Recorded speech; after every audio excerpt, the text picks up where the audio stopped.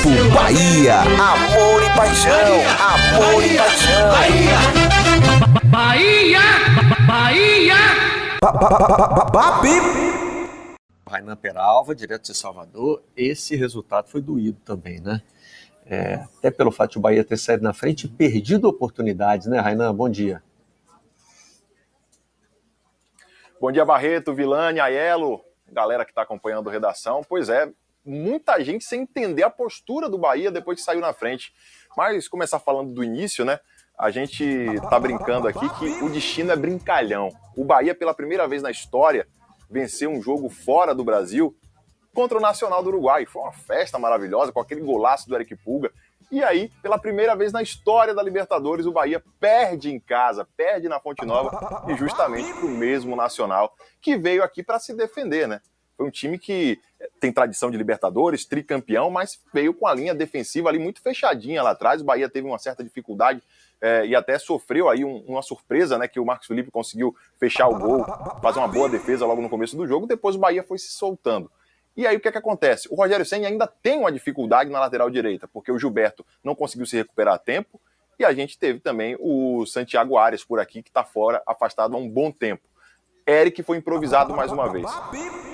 E aí no jogo, o Bahia mais uma vez sentiu falta de um lateral. A gente sabe, os laterais do Bahia são protagonistas, tanto na Libertadores como no Campeonato Brasileiro. Outro jogador que é protagonista e não foi bem foi o Eric Pulga, que inclusive entregou 2 contra-ataques que viraram gol.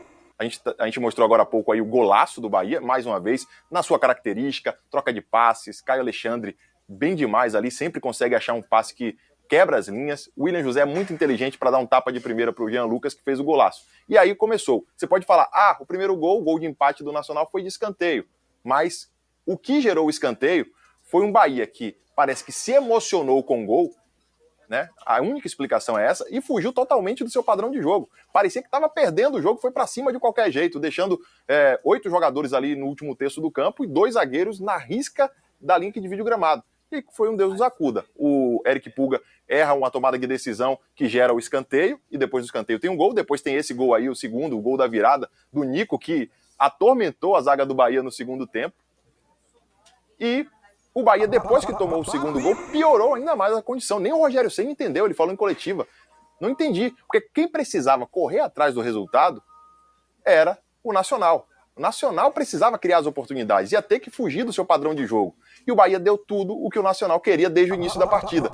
Arma para sair no contra-ataque. E foi o que aconteceu, contra-ataque super ajustado do time uruguaio. Eles mandaram bem demais, olha isso, olha a perfeição dessa jogada.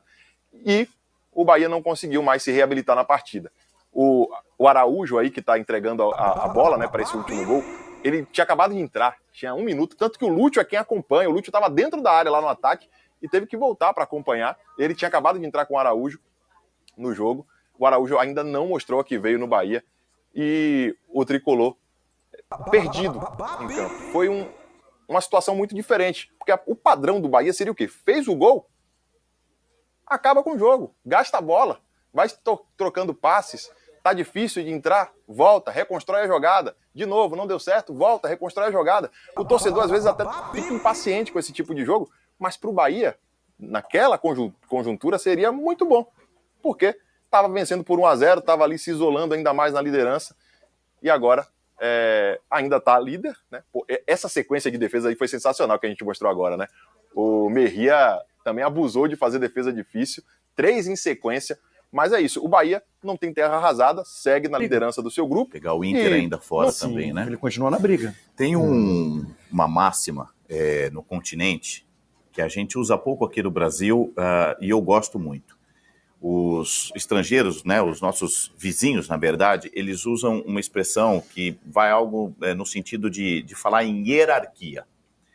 E a hierarquia na Libertadores, para mim, conta muito. Então, o Rogério até falou sobre isso na entrevista, ele não concorda muito porque ele tem jogadores experientes, que já jogaram competições internacionais, que têm idade já para ter maturidade suficiente, segundo o próprio Rogério.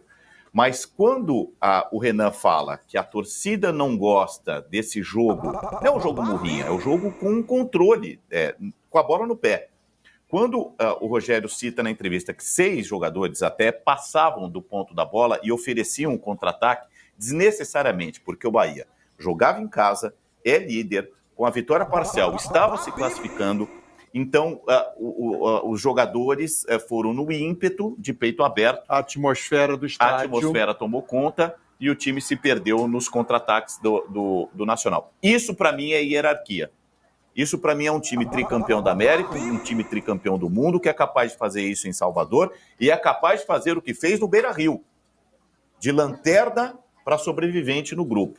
É claro, então porque se fosse assim, o Boca seria campeão ou independente todos os anos. Não é que a hierarquia joga por si só, mas uma vez que você tem um time competitivo, o São Paulo impõe hierarquia, o Palmeiras está impondo hierarquia, são times que não dá para você desprezar.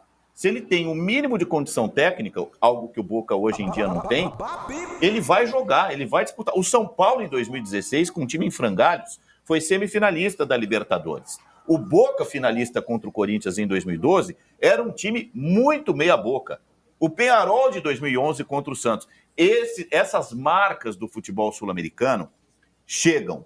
Então, é algo que falta ao Bahia. A cultura da Libertadores. Jogar mais, jogar sempre. O time é bom, ninguém discute, mas, gente, é um tricampeão da América e do mundo. Mas esse aumento do Nacional foi muito uma permissão também do Bahia, e envolvido nisso. E a gente mencionou ali, né? Ou seja, a atmosfera do jogo, você faz 1-0, tipo assim, 1-0 logo no início do jogo e tal, a gente vai fazer uns 2, 3, vamos lá.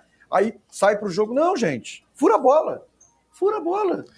Entendeu? Então, assim, se deixou levar pela questão da atmosfera também do estádio. O Bahia tem material humano para isso, né? Sim. Para ficar com a bola, Sim, não é? Sim. Não estou falando de antijogo, de fazer cera, não. Não tem. É um time o ritmo tem jogadores do jogo experientes para poder entender isso. Ele acaba o jogo com 76% de posse de bola, o que justifica, num recorte de 10 minutos, ele se atirar de peito aberto. Sim. Nem o Rogério entendeu. Ontem na entrevista ele, né? Desnecessário. Aliás, temos Rogério Ceni. Vamos rodar o treinador do Bahia. Fez mal a gente, foi o gol mudou nossa postura durante 10 minutos dentro de campo. Parecemos que era 1-0 para ele, veja. Começamos a sair muito ofensivo em contra-ataques e a hora que nós ficamos 6 jogadores para trás, para frente da linha da bola, e começamos a ceder escanteios, começamos a ceder contra-ataques pro Recoba e pro meio da direita, no Vidalba, puxarem esse contra-ataque em 4 contra 4 e 5 contra 4, o que não é normal, não sei porquê, mas não é normal, não é o padrão do nosso time. Começar um jogo de transição pós-gol, isso é o mais estranho. Eu acho que enquanto você está na final de jogo, você está 0-0, você sofrer contra-ataques, eu acho que você vai arriscar cada vez mais pro gol. Eu acho que nós não soubemos trabalhar a bola com um pouco mais de calma. Tivemos infelicidade nas puxadas de contra-ataque, em errar passes seletivamente fáceis. Mas nós fugimos do nosso padrão, da nossa característica depois do gol. Uhum. Bom ouvir isso, né, cara? Bom ouvir. Ele é muito sóbrio, né? Para ver jogo. Sim, porque poderia dizer, não, mérito do adversário. Então, fez uma crítica ao time, mas sem apontar dedos de forma individual.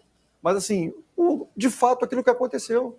Eu acho que é a leitura correta. O primeiro tempo foi muito bom, né? Primeiro tempo o Bahia já poderia ter vencido. Enfim, aconteceu. Já agora Inês é morta. Bahia! Bahia!